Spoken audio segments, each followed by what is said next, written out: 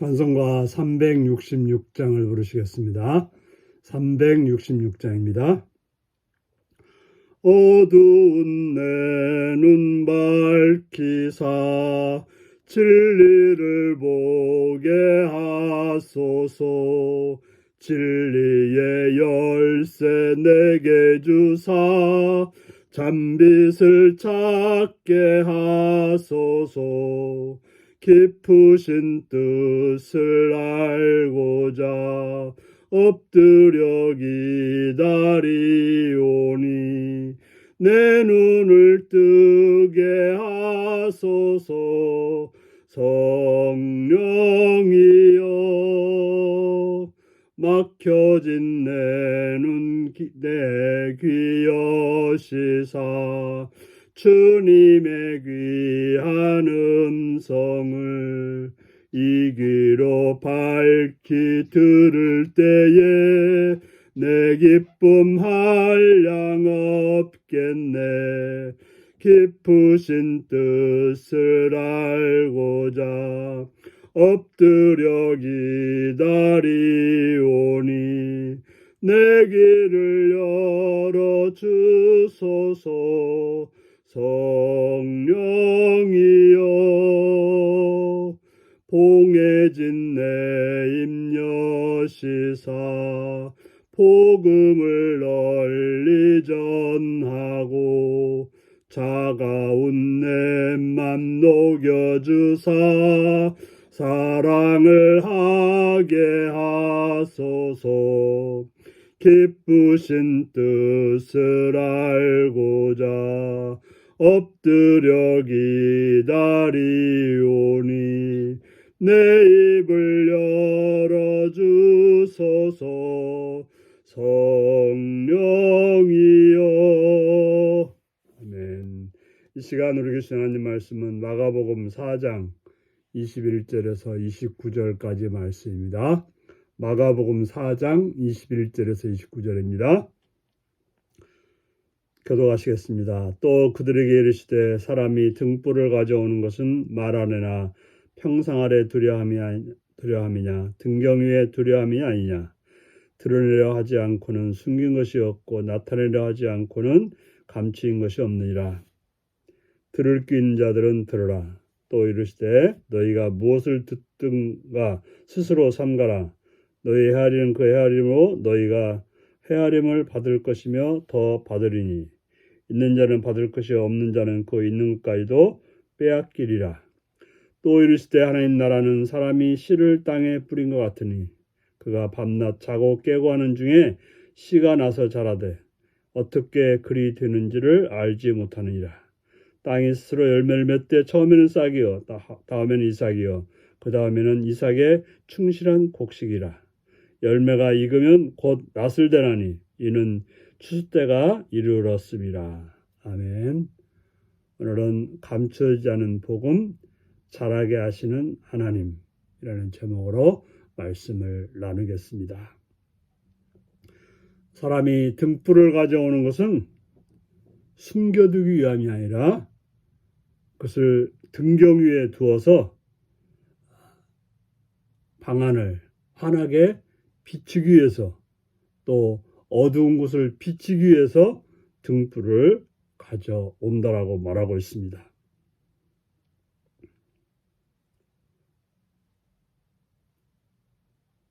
숨겨졌다고 하는 것은 뭔가 덮여있기 때문에 숨겨진 것이지 또 나타나지 않는다고 하는 것은 감춰졌기 때문에 나타나지 않는 거라고 말하고 있습니다. 바로 빛은 드러나게 되어 있고 드러내야 된다라고 말하고 있는 것입니다. 이게 무슨 의미일까 하면서 들을 귀 있는 자는 들으라고 말하고 있습니다. 바로 너희가 무엇을 듣든가 스스로 삼가라. 너희 헤아리는 그 헤아림으로 너희가 헤아림을 받을 것이며 더 받으리니. 여기서 헤아린다고 하는 것은 하나님 말씀을 헤아리는 걸 말하고 있습니다. 우리가 하나님 말씀을 들을 때 그 말씀이 어떠한가 묵상하고 상고하고 헤아릴 때 그 말씀은 우리가 우리 속으로 들어오게 되는 것입니다. 말씀을 들어도 묵상하지 않고 말씀을 들어도 그 말씀이 어떠한가를 살피지 않으면 그저 흘러가 버리는 거죠. 마치 길가밭에 떨어진 씨앗처럼, 돌짝밭에서 떨어진 씨앗처럼 그냥 사라져 버리게 되는 것입니다. 그래서 말씀을 헤아리고 말씀을 상고하고 말씀을 묵상하게 되면 그것이 내게 받아들여지는 거지만, 그러나 말씀을 들었음에도 불구하고 가볍게 여기고 그 말씀이 내 속에서 헤아려지지 않는다고 한다면 우리는 말씀을 통해서 얻어질 것은 아무것도 없다라고 말씀하고 있습니다. 하나님 나라는 사람이 씨를 땅에 뿌린 것 같다라고 말합니다. 하나님 나라가 이룩되는 것은 씨를 땅에 뿌려야 된다라고 말하고 있는 거죠. 씨를 땅에 뿌리면 어떻게 됩니까? 그 땅에서 나서 자란다고 말하고 있습니다. 우리는 말씀이 들어와서 처음에 내 마음밭에 심겨졌을 때 모른다는 거죠. 아무런 일이 변화가 없을 수 있다는 거죠. 어떤 뜨거운 그런 역사가 없을 수도 있고 무슨 마음에 감동이 돼가지고 하는 것도 없을 수 있다는 거죠. 바로 그러나 씨앗이 땅에 들어가면 반드시 역사가 있게 되어 있습니다.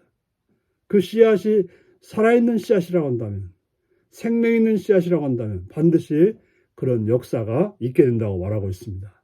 바로 하나님의 말씀은 생명력 있는 말씀이기 때문에 그 말씀이 내 속에 들어와 있다면 그 말씀은 반드시 자라게 되어 있다라고 말하고 있습니다. 그러나 그 자라는 과정을 우리는 모른다는 거죠.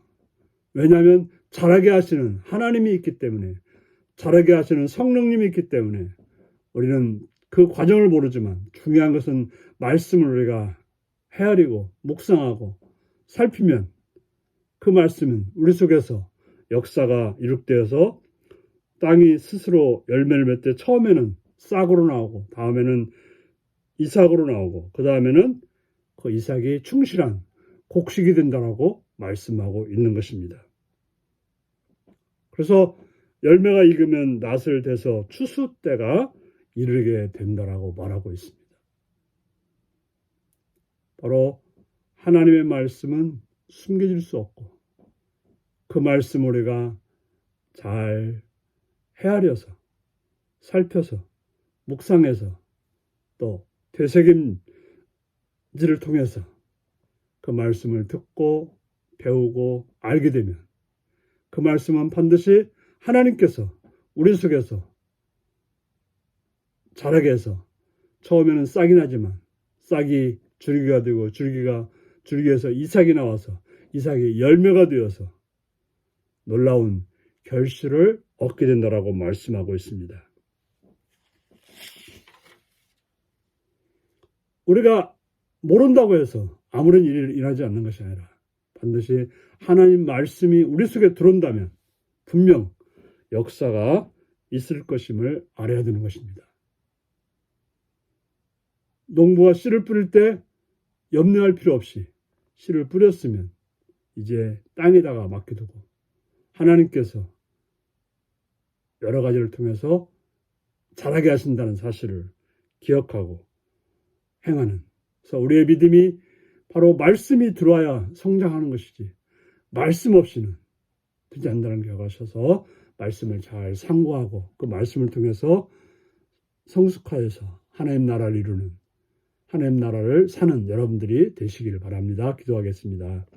자비로우신 주께 감사와 찬양을 드립니다. 오늘도 주의 말씀으로 우리를 권고하시니 감사합니다. 주님의 말씀은 빛이 되어서 우리의 삶을 변화시킨다라고 말씀하고 있습니다. 말씀을 헤아리는 자 되게 하시었고 말씀이 내 속에 들어와서 하나님께서 변화의 역사를 통해서 큰 열매를 맺는 복된 삶이 되게 하여 주옵소서.